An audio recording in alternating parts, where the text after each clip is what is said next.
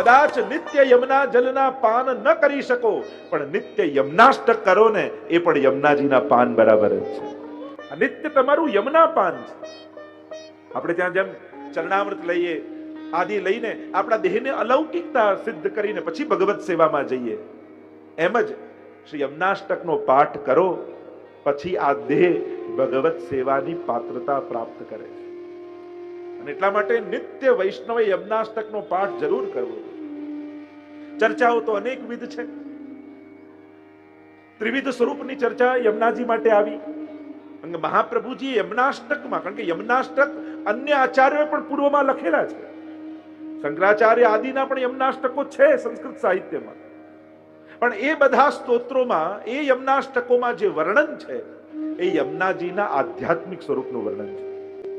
અને મહાપ્રભુજી રચિત યમનાષ્ટકમાં જે વર્ણન છે એ યમુનાજીના આધિદૈવિક સ્વરૂપનું વર્ણન છે.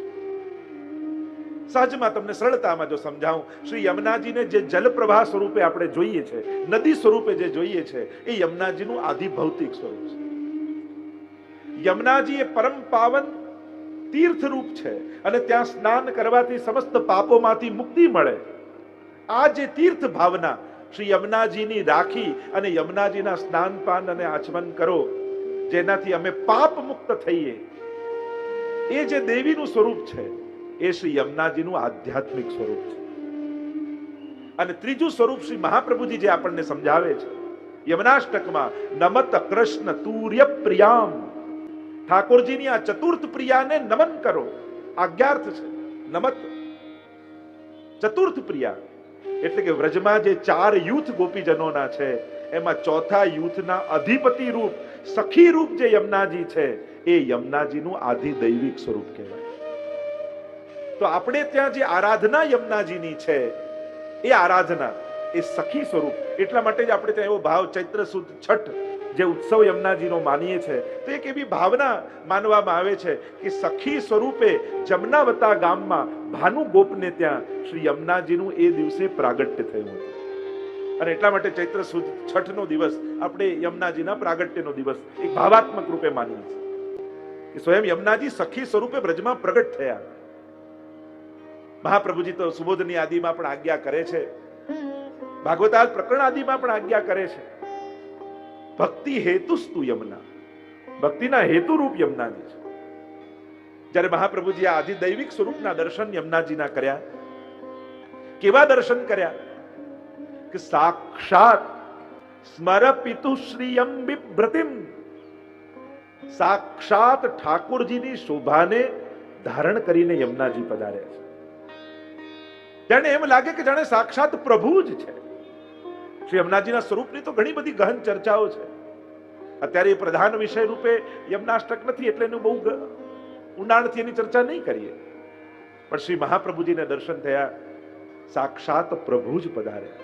કારણ કે કૃષ્ણ તન વર્ણ ગુણ ધર્મ શ્રી કૃષ્ણ કે બિલકુલ ઠાકોરજી જેવા જ ગુણ અને વર્ણ છે, સ્વરૂપ છે. હરિરાયજી ટીકામાં આજ્ઞા કરે છે કે ઠાકોરજી, યમુનાજી અને મહાપ્રભુજી ત્રણેય જીવ પર કૃપા કરવા માટે પધાર્યા છે. તો આ ત્રણેય કૃપા કઈ રીતે કરે છે તો કે ભગવાન વિરહમ દત્વા ભાવ વૃદ્ધિમ કરોતિ. ભગવાન ભક્તને પોતાનો વિરહ કરાવી અને ભાવની વૃદ્ધિ કરે. શ્રી યમુનાજી શું કરે? યમુનાજી કરે સ્વીય દર્શનાથ, પોતાનું દર્શન કરાવી અને ઠાકોરજીની સુધી કરાવી ભાવનું દાન કરે. આ યમુનાજીનું કાર્ય છે લીલામાં. કે જ્યારે વ્રજ ભક્તોના વિરહ ઉત્કટ બની જાય ત્યારે યમુનાજી પ્રગટ થઈ જાય અને એક ક્ષણ માટે વ્રજ ભક્તોને એમ લાગે પ્રભુ પધારી ગયા અને વિરહમાં પ્રાણ છૂટતા બચાવે. તો સ્વીય દર્શનાથ અને પ્રભુનું સ્મરણ કરાવે, પોતાના દર્શન માત્રથી પ્રભુમાં પ્રેમ પ્રગટાવે. અને મહાપ્રભુજી બ્રહ્મ સંબંધ કારણાત તાપ ક્લેશ પ્રદાનેન નિજાનામ ભાવવ્રતકાહ. તાપ ક્લેશનું દાન કરી અને ભક્તમાં બ્રહ્મ સંબંધ આપી અને તાપ ક્લેશ પ્રગટાવે કે અરે પ્રભુથી વિકુટા પડે હજારો જન્મોનો અંતરાય થઈ ગયો છે. અને આ તાપ ક્લેશ પ્રગટ થતા જ ભક્તના ભાવની વૃદ્ધિ થાય. તો આવું આધિદૈવિક સ્વરૂપ શ્રી મહાપ્રભુજીની આગળ પ્રગટ થયું. અને એટલા માટે જ્યારે કંઈક અલૌકિક મળે, જો લૌકિકમાં આભાર વિધિ હોય, વ્યવહાર વિધિ હોય, લૌકિકમાં કંઈક સારું પ્રાપ્ત થાય યા કોઈએ કંઈક સારું કર્યું તો તમે વિચાર કરો કે ના આપણો પણ સમય આપશે ને તો કંઈક કરીશું. આ લૌકિક, જ્યાં વ્યવહાર પ્રધાન હોય. પણ અહીંયા અલૌકિકમાં કોઈ અલૌકિકતાની પ્રાપ્તિ થાય ત્યારે વ્યવહારનો વિચાર ન કરાય, ત્યારે તો વંદનનો વિચાર કરાય. કારણ કે આપણે એ વ્યવહાર દ્વારા ચૂકવી શકવાના નથી આ મળેલા લાભને. એટલે શું કરીએ? નમામિ, બે હાથ જોડી દીધા મહાપ્રભુ. યમુનાજીની સ્તુતિ કરતા સૌથી પહેલા નમન કર્યું છે. આપણે ત્યાં 16 ગ્રંથોમાં 3 ગ્રંથ એવા હશે જે નમનથી શરૂ થાય. નમન કર્યા. કેવા યમુનાજીને નમન કર્યા?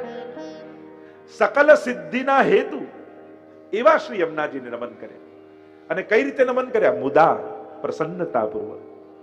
આપણે નમન કરીએ છીએ પણ નમનની સાથે પ્રસન્નતા નથી હોતી. ખેદ હોય છે, ફરિયાદ હોય છે, માંગણી હોય છે. વિચાર કરજો, જ્યારે પણ નમન કરો ત્યારે નમનની સાથે પ્રસન્નતા છે કે નહીં એનો વિચાર કરજો. પ્રાય આપણા નમનની સાથે જોજો, ક્યાંક સ્વાર્થ હશે, ક્યાંક માંગ હશે, ક્યાંક ફરિયાદ હશે. આ ત્રણેયને મૂકી દઈએ ને ત્યારે સાચા અર્થમાં નમન થાય, ત્યારે શરણાગતિ થાય. નમામિ યમુના અહમ, હું યમુનાજીને નમન કરું છું. યમ ઉના, ટીકામાં તો આચાર્યો એક એક શબ્દોની વ્યાખ્યાઓ કરે. નમનની વ્યાખ્યા અર્થઘટન કરતા આચાર્યો બતાવે કે નમનથી અધિક આપણે કરી પણ શું શકવા સમર્થ છે? જીવ બીજું કઈ જ કરવા સમર્થ નથી. કારણ એને જે મળ્યું છે એ બધું ભગવાને આપેલું છે. એટલે વ્યવહાર દ્વારા પ્રભુને આપણે પ્રસન્ન કરી શકીએ એવા નથી. અને એ વસ્તુ યાદ પણ રાખજો, ક્યારે પણ પ્રભુને આપણા વ્યવહારથી પ્રસન્ન કરવાની કોશિશ ન કરતા. હા, વ્યવહાર એ આપણું સમર્પણનો પ્રકાર હોઈ શકે. આ જે કંઈ પણ ધરીએ છે ઉત્તમમાં ઉત્તમ ધરીએ, સર્વ વસ્તુનું સમર્પણ કરીએ, પણ એને વ્યવહાર બુદ્ધિથી નહીં, આભાર વૃત્તિથી. કે ભગવાને આટલું કર્યું તો લાવ એમના માટે હું આટલું કરું. આવી બુદ્ધિ એ લૌકિક બુદ્ધિ કહેવાય. અને મહાપ્રભુજી આગળ ના પાડે છે, મનુતે નૈવ લૌકિકમ, અમારા ઠાકોરજી લૌકિક નથી. એટલે એમને પ્રસન્ન કરવામાં પણ લૌકિક વૃત્તિનો પ્રયોગ ન કરતા. આ લૌકિકતા છે. ભગવાને આટલું આપ્યું તો લાવ હું એમને એટલું આપું ના. ત્યારે વ્યવહાર બુદ્ધિ નહીં, આભાર બુદ્ધિ રાખજો કે પ્રભુ આપનો ખૂબ ઉપકાર છે. પ્રભુ આ આપનો આભાર કેમ વ્યક્ત કરું? આ મારો આનંદ અભિવ્યક્ત કરું છું કે મારા પર આપની આટલી કૃપા છે ને, એનો આનંદ હું અભિવ્યક્ત કરી રહ્યો છું આના દ્વારા. બાકી વ્યવહારથી પ્રભુ પ્રસન્ન થતા નથી. તો નમામી શબ્દનો પ્રયોગ કર્યો, અને નમનથી અધિક કાંઈ જ કરવા જીવ સમર્થ નથી. અને જે વસ્તુઓથી પ્રસન્ન કરવાની કોશિશ કરો છો એ વસ્તુઓમાં જે શ્રેષ્ઠતમ વસ્તુઓ છે ને એ બધી એની પાસે છે. આપણે જે વસ્તુ મૂકી આપવાની પ્રયાસ કરીએ છીએ કે આનાથી પ્રસન્ન થાય, તો એનામાં જે ઉત્તમમાં ઉત્તમ વસ્તુઓ છે એની પાસે છે. અને એટલા માટે આપણી દીનતા જ એને પ્રસન્ન કરવાનો એક પ્રકાર છે કે પ્રભુ મારા પર તારી આટલી કૃપા છે, એની પ્રસન્નતા અભિવ્યક્ત કરું છું મારા સમર્પણ દ્વારા. નમામિ યમુના, યમ ઉના, યમુના નાના બેન એ યમુના, એને અમે નમન કરીએ છીએ યમુનાને. કેમ? એ કેવા છે? સકલ સિદ્ધિ હેતુ મુદા, સકલ સિદ્ધિના હેતુ રૂપ શ્રી યમુના છે. હવે આ સકલ સિદ્ધિઓ કઈ? લૌકિક સિદ્ધિઓ જેવી સિદ્ધિઓ યમુનાજી નથી આપતા, કારણ કે એ તો સાધારણ કોઈની પણ ઉપાસનાથી મળી શકે છે. યમુનાજીની સિદ્ધિઓ કંઈક અલૌકિક છે. એમ પુષ્ટિ માર્ગના આ 16 ગ્રંથોમાં કોઈ લૌકિક ચર્ચાઓ છે જ નહીં. વ્યવહારાત્મક ને સંસારની ચર્ચાઓ નથી. અહીંયા તો કેમ કરીને ભગવત પ્રાપ્તિ થાય એની ચર્ચાઓ છે. અને એટલા માટે સકલ સિદ્ધિના હેતુરૂપ યમુનાજી કયા? તો આ સકલ સિદ્ધિઓ પણ લૌકિક સિદ્ધિઓ નથી. એ તો સાધારણ કોઈની ઉપાસનાથી, એ તો પુણ્યો કરવાથી પણ સુખ મળી જાય. સુખ માંગવા જવાનું ન હોય, સુખ તો મેળવવાનું હોય. અને મેળવાય કઈ રીતે? પુણ્ય કરીને. તો આ સકલ સિદ્ધિઓની જે વાત યમુનાષ્ટકમાં છે, એ સકલ સિદ્ધિઓ 4 સંયોગાત્મક સિદ્ધિ અને 4 વિપ્રયોગાત્મક સિદ્ધિઓ બતાવી. શ્રી ગુસાઈજીએ ટીકામાં, કારણ કે ગુસાઈજી બહુ ઓછા ગ્રંથો ઉપર પોતાના વિવેચના લખી છે, તો 4 પ્રકારની સિદ્ધિઓ બતાવી. 4, કારણ કે શૃંગાર દ્વિદલાત્મક, પ્રભુ દ્વિદલાત્મક છે, સંયોગાત્મક અને વિપ્રયોગાત્મક. એટલે આ સિદ્ધિઓ પણ 8 પ્રકારની બતાવી. સકલ સિદ્ધિના દાતા શ્રી યમુનાજી છે.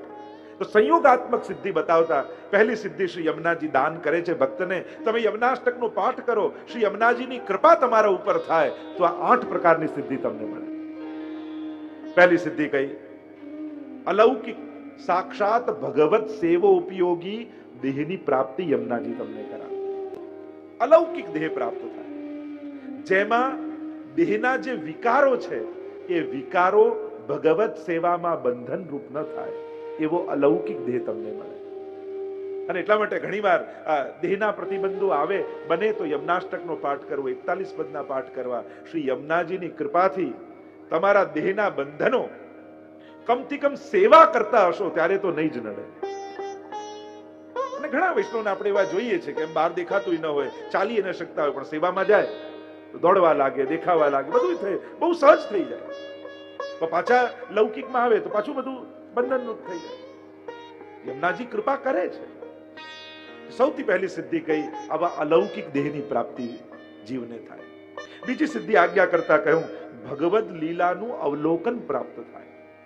આજ આંખે પ્રગટ ભગવદ લીલાના દર્શન યમુનાજીની કૃપાથી થાય. જો આ તો પુષ્ટિ માર્ગ છે, આ કોઈ પેલો ધ્યાન માર્ગ કે યોગ માર્ગ તો છે નહીં કે આંખો બંધ કરીને જોવું.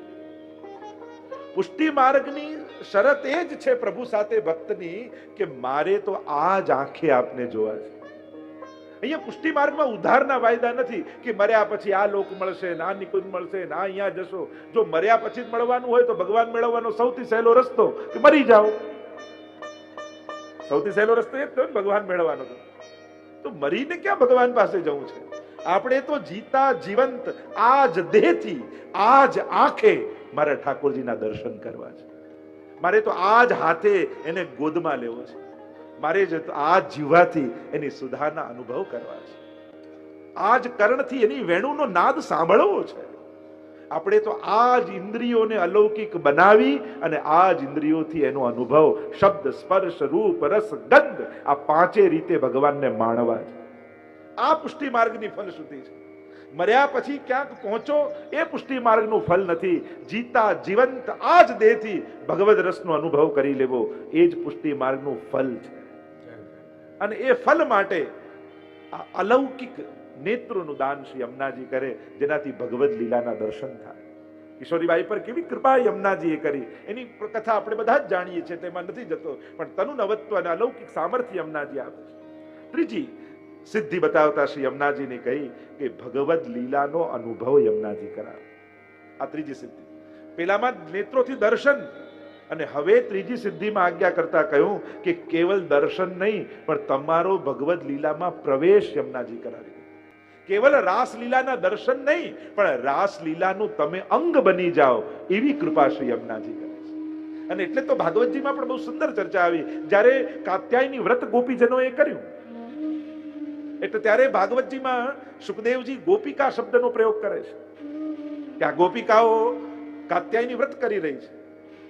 પણ જ્યારે ચીરહરણ લીલાનો પ્રસંગ આવ્યો અને એ ગોપિકાઓએ યમુનાજીમાં પ્રવેશ કર્યો ત્યારે સુખદેવજી ગોપિકાઓને વ્રજાંગના શબ્દથી સંબોધિત કરે છે.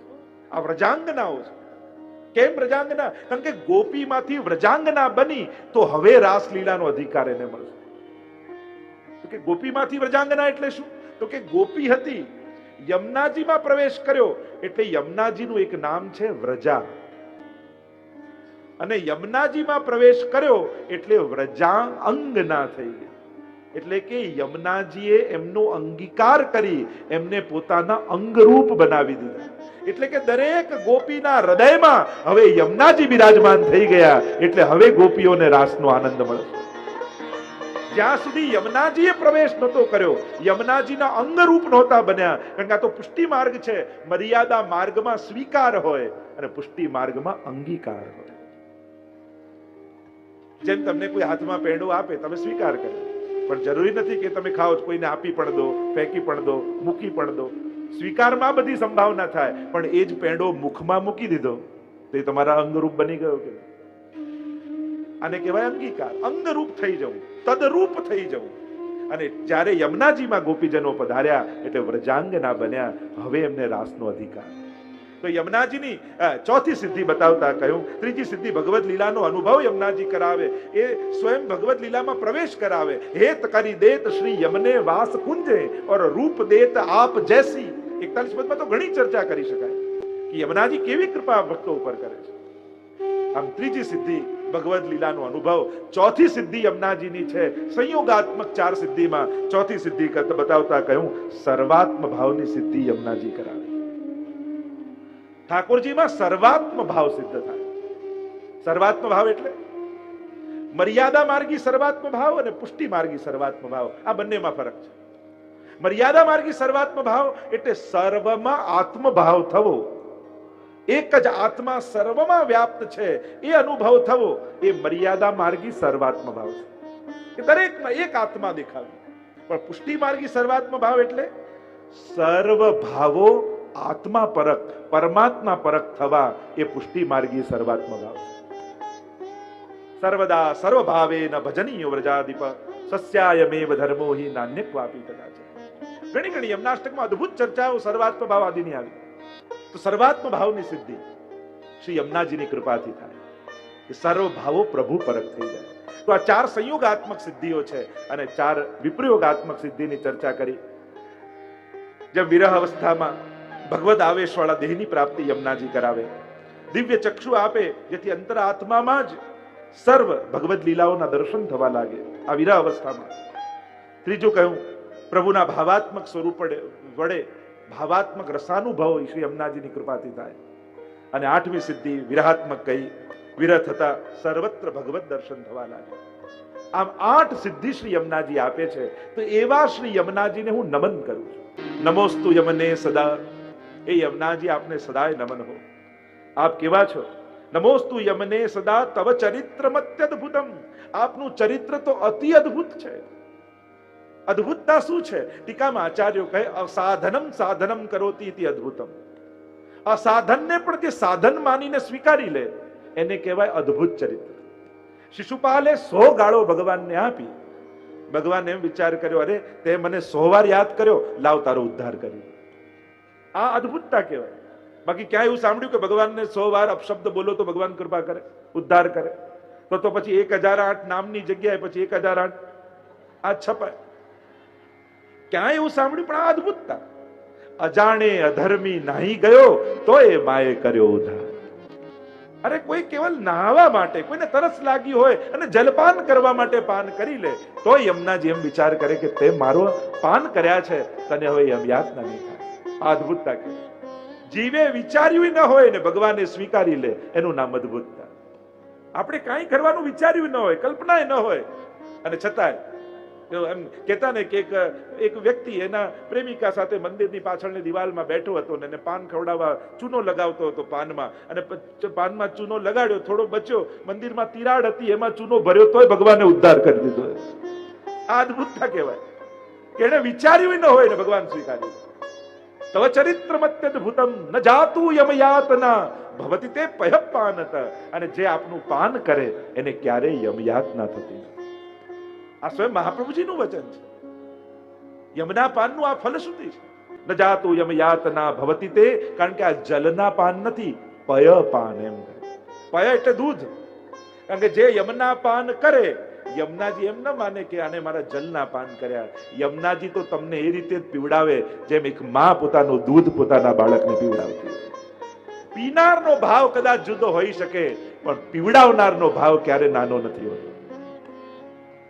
ક્યારે માં બાળકને દૂધ પીવડાવતા એમ વિચાર ખવડાવે કે હું મોટી થઉં પછી મને પનીર ખવડાવશે, પછી મને ટેસ્ટમાં રાખશે અને મને મોજ કરાવશે, એવું વિચાર કરીને એમ કોઈ માં પોતાના બાળકનું લાલન પાલન કરે છે?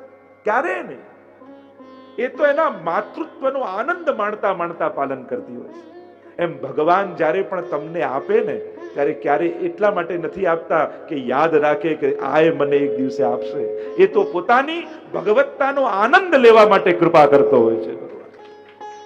એ ક્યારે વ્યવહારનો વિચાર કરીને ઉપકાર નથી કરતો, એ પોતાના નિજાનંદમાં. કારણ કે ભગવાનને સૌથી વધારે આનંદ ક્યારે આવે? જ્યારે એના ભક્તના ચહેરા પર સ્મિત ભગવાન જુએ. જ્યારે ભક્તને હસતો અને પ્રસન્ન જુએ ને, ભગવાનને સૌથી વધારે આનંદ ત્યારે આવે. અને ભગવાન પોતાની ભગવત્તાનો આનંદ માણવા માટે ભક્તને આપતો હોય છે. એ વ્યવહારને ઉપકાર કરવા માટે નહીં કે મેં કર્યું તો આ કરશે. આ તો સંસાર કહેવાય અને ભગવાન સંસારી નથી. અને એટલા માટે યમુનાજી કૃપા કરે. જ્યારે જલપાન કરે, ભલે ને એ તરસ छिपाવવા કર્યું હોય, પણ યમુનાજી તો પોતાના પયની જેમ એને પીવડાવે, દૂધની જેમ પીવડાવે. ન જાતુ યમ યાતના ભવતિ તે પયપાનત યમોપી ભગિની સુતાન કથમુહંતિ દુષ્ટાનપી. અને પયપાન કરે તો બાળક કહેવાય, અને યમુનાજીનું બાળક થાય તો યમ પણ એના મામા થઈ જાય. યમુનાના ભાઈ છે ને, યમ ઉના. એટલે તો આપણે યમ દ્વિતીયાના દિવસે સ્નાન કરવા જાય છે લોકો. કારણ કે એવી કથા યમ દ્વિતીયાની છે ને, ભાઈ બીજની, કે આજના દિવસે જે મારામાં સ્નાન કરશે ને યમ યાતના નહીં લાગે. અને યમ ઉના, યમના નાના બેન, તો કહ્યું કે પછી તો મામા કહેવાય યમરાજા. અને આપણે ત્યાં તો કહ્યું કે મા મારે પણ મામા ન મારે. તો યમોપી ભગિની સુતાન કથમ હંત. દુષ્ટ હોવા છતાંય પોતાના ભાણિયાને મામા કેમ મારે? અને એટલા માટે કહ્યું પ્રિયો ભવતી સેવનાથ તવ હરે યથા.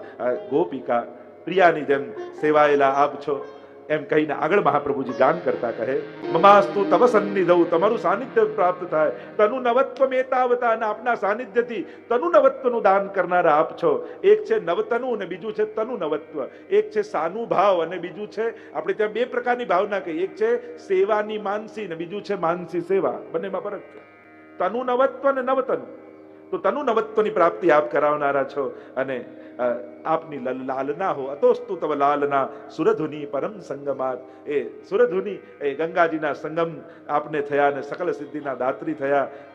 અને કહ્યું સુરધુની પરમ સંગમા તવૈવ ભુવિ કીર્તિતા નતુ કદાપી પુષ્ટિ સ્થિત.